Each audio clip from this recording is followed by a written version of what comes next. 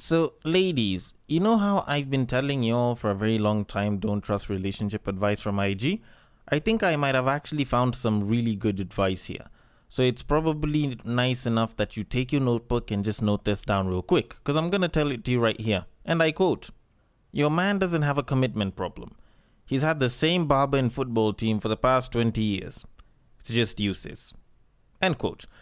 And frankly speaking, I don't know whether to agree or to disagree with this, because I haven't had the same barber for the past 20 years. Like, I've just had this same one for like 5. And hell, I probably haven't even been that faithful with him. So guess what? I'm about to actually defend this entire statement. But before I do that though,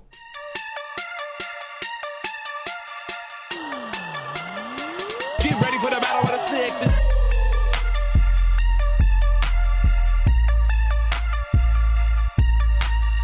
real talk, I actually haven't had the same barber for the past 20 years. Maybe you could say football team, but then again, I'm not that much of a football fan, so I support the team that, happens to be winning, or at least that was the case back in the day. Manchester United fans, I hope you're feeling tagged in this statement. And to be honest, it's not like we only support this one team. Like, sometimes we will support another team because we want them to beat another team so that we can go and whoop those guys. Like, sometimes guys actually support other teams in other leagues, hell, even in the same league, depending on what kind of personal interest is there. And in terms of barbers, most people don't move that far from where they live, so they usually tend to maintain one barber. Just saying. Although then again, if the barber's doing a shit job, we always go and find another one. But anyways, since I know most of y'all didn't hop onto this podcast because you expected barbershop talk, we should probably move on to what it is that brought us here, which is the podcast. And especially since this is the first episode in a while that I'm doing alone, we should go back to basics. So, in typical fashion, welcome to Breaktime on Westside, your number one breaktime podcast, coming to you from Nairobi, Kenya.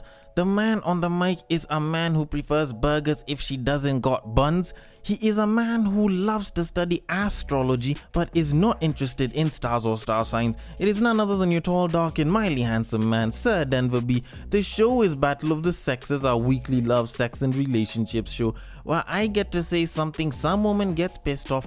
Usually it's something that can be agreed or disagreed upon, but sometimes we tend to come to an interesting conclusion. Now, this is the first episode of a new season. For those of y'all that like to keep up with the seasons, and for those of y'all that just hop in, welcome. Hopefully you will find something that you will like. And to all the new people that just came through, especially after the whole fan of a fan situation and everything, I totally salute you. Like, welcome, come through. There's at least over 200 episodes that you can look through and listen to. And by all means, if you will have any topics or feedback that you would want to bring to me, on Facebook it is at Breaktime on Westside. On Instagram it is also at Breaktime on Westside. The DMs are always open. And on Twitter you can slide into my personal DMs, which is at BagakaTheD. Make sure you drop your thoughts, comments and feedback there. And if you are listening through Castbox, feel free to drop your thoughts and comments below there as well. And normally I usually say that at the end, but I figured for y'all's sake I might as well just bring it here. Now, I do want to get into the main topic, but before I do that though, I have a bit of an issue. Because I was on IG on the day of this recording and I happened to stumble upon a very interesting post that kind of drove me a little wild for a bit. I'm gonna read it for you guys. It was considered to be funny for quite a number of people, but for me, who is a love, sex and relationships kind of person, it kind of struck a nerve for me. So I'm just gonna read it here for you, and here it goes, and I quote, "Attention men. If you're feeling like you can do better than your girlfriend, create a Tinder profile with her pictures and see how many other men would be stoked to be in your shoes. I did it as a joke and my girlfriend had 1,300 likes in an hour. I'm about to run her a bath, cook her dinner, fold the laundry and rub her feet. You're tripping. I'm one man. I can't compete with 1,300 dudes trying to clap my girl's cheeks. Update. She's at 1865 likes right now. I'ma paint her toenails and buy her a pony. Update. 2,252 likes. Anyone with any connections to purchase a baby cow? Update. I'm going to start matching with them and ask them for $20 each to finance this baby cow situation." End quote. Now, this is a very classic situation of just because it looks like this, in reality doesn't mean that it'll actually be a thing. Like, think about it like this.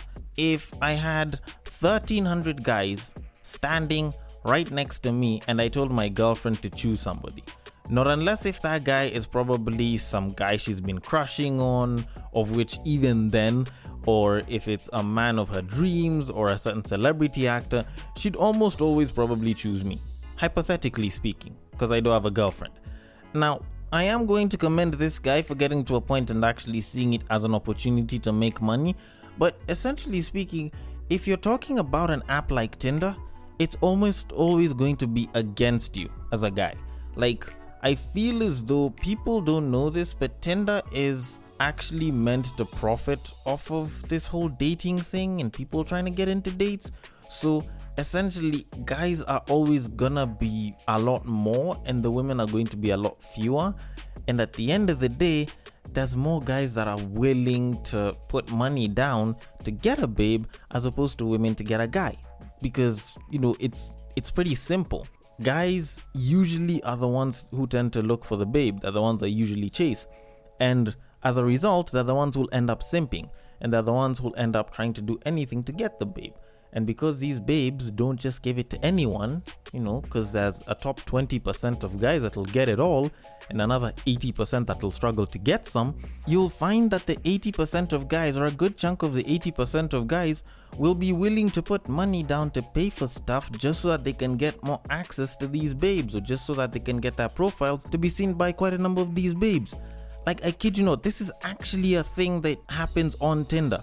If you want more details on this, because there's quite a lot to unpack in that entire bit itself, the video that I watched that had quite a lot of this information is actually called The Evil Economics of Tinder. It's on YouTube. Go check it out. It gives a pretty detailed description of how unfair Tinder is to guys, yet it's made to look like, oh, you know, you can match men with women, blah, blah, blah. But essentially, it just milks a bunch of guys that are willing to pay money to get a babe. Like, it just milks them dry. But anyways, that said, obviously, if you were to use this number of likes and all of these dudes that want her as a metric to see whether you should stay with your babe or whether you should do more for your babe, don't. Because for the most part, not unless if you are bad towards your babe and you've been mistreating her, she'll probably stay with you. Like, it's just that simple. And anyways, out of those 1,300 guys, probably like only one or maybe two of them have a chance to be some form of competition. And I'm not saying that you're the prime, you're the alpha, you're the best guy that she'll ever be with. That's not necessarily true. But it's just that probably out of those 2-3 guys, they will be ready to do all sorts of things for her, okay? And maybe they're good looking enough that they would actually make her consider it.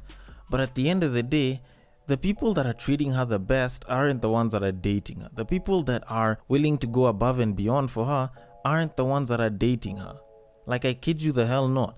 Like, a majority of the time, you will find that babes, even though they talk about, oh, you know, we want nice guys don't actually finish last. They want nice guys when they're dating them. But before they date them, they'd much rather end up with a dick or an asshole or just some person that's rude to them, provided that they treat them a little bit well and they show some form of affection. Because at the end of the day, when a lot of these babes are seeing people going above and beyond for them, there's always going to be that question of, is he doing this because he wants to sleep with me or just because he wants to date me? Is it genuine? Is it not? Part of the reason why simps will almost always fail. So at the end of the day, you're still coming out on top. So honestly speaking, is this something that should make you want to do more for your woman? Not necessarily. Because at the end of the day, more doesn't necessarily mean better. And hell, sometimes more might actually mean worse. Like, take for example, if you used to buy your girlfriend flowers, or let's say you buy your girlfriend flowers once a week, say every Thursday. Let's say you have the financial capabilities to buy her flowers every single day. That doesn't necessarily mean that it'll be better for you to do so. Hell, it might actually end up killing a lot of the sweetness that comes with it, which makes it normal, which actually makes it a hell of a lot worse because now she's used to it and you might have to do a little bit more. In economics, they usually look at that as a law of diminishing return, or the law of diminishing marginal utility, you can go and look into it. So essentially, more doesn't necessarily mean better. But should you treat your woman well? Yes. Should you strive to give her really, really nice treatment in a sustainable manner as a guy? Yeah, you definitely should. Should you up it because a bunch of guys show interest in your woman? Hell no. Fuck no. Don't do it because other guys do it. Do it because you feel it in your heart as something that you should give to her. But anyways, that said, we should probably move it on to our main topic of today. And for some reason, it feels like it's very guy focused considering quite a bit of the content that I got here. Now, when I got into the Fan of a Fan series and I was on break, there was something very interesting that happened. For like a straight week, I kind of encountered quite a lot of posts that made it seem as though guys don't entirely like women, or they don't entirely value women to a very high degree. And let me just explain this for a second. So I'm on Twitter this one time, and yes, I know if it's on Twitter, it should be on tweet feed, blah, blah, blah. But this one needs to come here because it's kind of on its own section. So this is the post that I end up finding. It says, and I quote, "Men, platonically, genuinely love men. They can die for a dear friend, have lots of fun together. I think men just tolerate women for the sake of biological attraction and the need to release, but generally would want nothing to do with them." And I kid you the hell not, like I was so ready to oppose this up until someone pulled up a quote from a woman who had written a book known as The Politics of Reality, and her name was Marilyn Fry. And she said, "To say that straight men are heterosexual is only to say that they engage in sex exclusively with the other sex, i.e. women. Almost all of that which pertains to love, most straight men reserve exclusively for other straight men. The people whom they admire, respect, adore, revere, honor, whom they imitate, idolize, and form profound attachments to, whom they are willing to teach and from whom they are willing to learn, and whose respect, admiration, recognition, honor, reverence, and love they desire, those are, overwhelmingly, other men. In their relations with women, what passes for respect is kindness, generosity, or paternalism. What passes for honor is removal to the pedestal. From women, they want devotion, service, and sex. Heterosexual male culture is homoerotic. It is man-loving." Alright. Okay. So, essentially what's being said over here with what I've just managed to read is that straight men love other men. And, well, if you use the term homoerotic, that is the term erotic, which is arousal, so we are aroused to the same sex. So straight men could secretly be gay. Interesting. Are all straight men in love with other straight men? Well, I guess I can only speak for myself here in certainty and say I don't play against the home team. But can I say that other straight men do? That's a bit contentious. That would mean that we're all in the closet. Although, then again, I probably do want to challenge this entire frame of thought for a bit. Because not only am I a part of the dick-swinging community and gender of people that exist on this planet, known as the male species, I also happen to be someone that likes to talk about love, sex, and relationships. So maybe I might be qualified enough to actually answer the question. So, do all men actually love each other? Are all men, in some way, gay? Or at least the straight ones? Well, to be honest, I don't think that's how we'd call it. Because if the kind of bonds that we have, if what you're talking about, how it is that we'll revere other men, look up to other men, have a certain sense of loyalty and honor, if you could call that love, that's a fairly, I don't know if I can call it single-minded or narrow-minded or both in terms of the view of what love is. Because essentially, what we have as guys, which I think a lot of women wish they had with their boyfriends, with their male partners, is more of a bond. It's something that exceeds what you would typically look at and classify as love. Because this is something that extends to, I think, the larger population of men, not even though it's not necessarily all straight men, it extends to a pretty large population, because even women have actually talked about how you can find guys who've literally just met or who are meeting each other at that exact same moment, pretty much defending each other from a woman, or defending each other from different things. And it seems quite baffling. So yes, maybe it does seem like man love to a certain degree. And to be completely honest, what it is that we feel as guys, it's a bond that extends beyond what you'd perceive as love. It goes beyond the feeling of affection that most people would classify with love, because in a sense it's almost sort of like the kind of bond that family members will have with each other.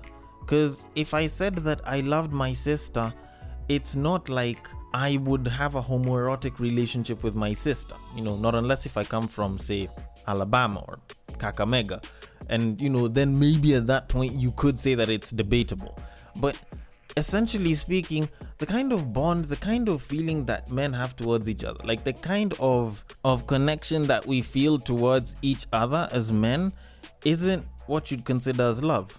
Because to a certain degree, it's almost like us guys having a certain sense of feeling of unity because of our struggles and how we feel about things. So it's kind of like how you find that people who were in the army, not necessarily even in the same platoon, will start bonding at the point of meeting each other and finding out that they were both army people, will automatically have a certain bond, and they'll start relating in a certain way that can almost alienate a lot of other people. But it's not that they're alienating people, they're just coming together and relating with each other based off of the struggles that they had, based off of the upsides and the experiences that they've had as army people. With guys, it's roughly the same thing. For women, if you want something that's fairly close to that, maybe you can say boarding schools. If you went to a crappy boarding school and it was like high school time or something, you might end up meeting someone who was from that school, and you guys will have some form of weird bond and talk about the weird shit that y'all used to do, stuff like that. And that's pretty much the same exact thing with us guys. So it goes beyond that, because essentially we've been boys, we're men. Like, we know what it's like to be a guy, and we unite under the struggles and the upsides and the experiences that we have as men.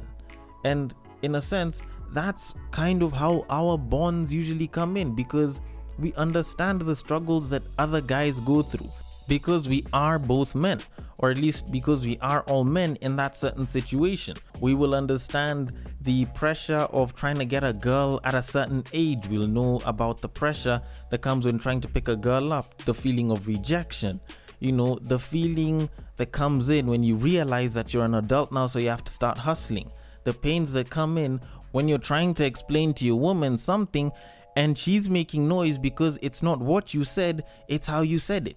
Like, we understand the pains that come with that. We understand the pleasures that come with watching a game as a bunch of guys and hurling insults at each other, because we know at the end of the day, we probably don't mean that shit and we're saying it for a laugh. Sometimes we're just using it as our way of being honest or being emotional. We understand the value of being logical. We understand the fun bits that come with comparing stats of different players and different cars and talking about horsepower. We understand the feeling that comes in with the pressure of getting married and being the one who has to be the provider. We understand a lot of these pressures, not necessarily all of them, because obviously there's age differences and different levels to this shit and everything. But for a lot of us, we actually understand it.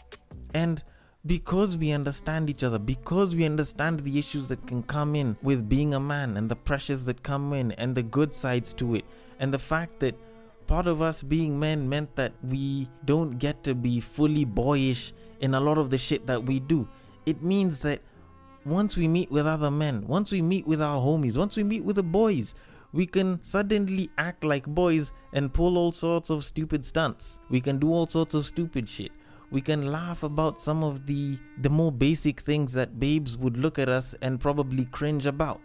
Like, it's part of the reason why In as much as we'd love to spend time with our woman, there's always that time when you'd want to go and spend it with the boys, because at the end of the day, not unless if you're in a super long-term relationship where your woman has become one of your best friends, you will definitely not be 100% free with her.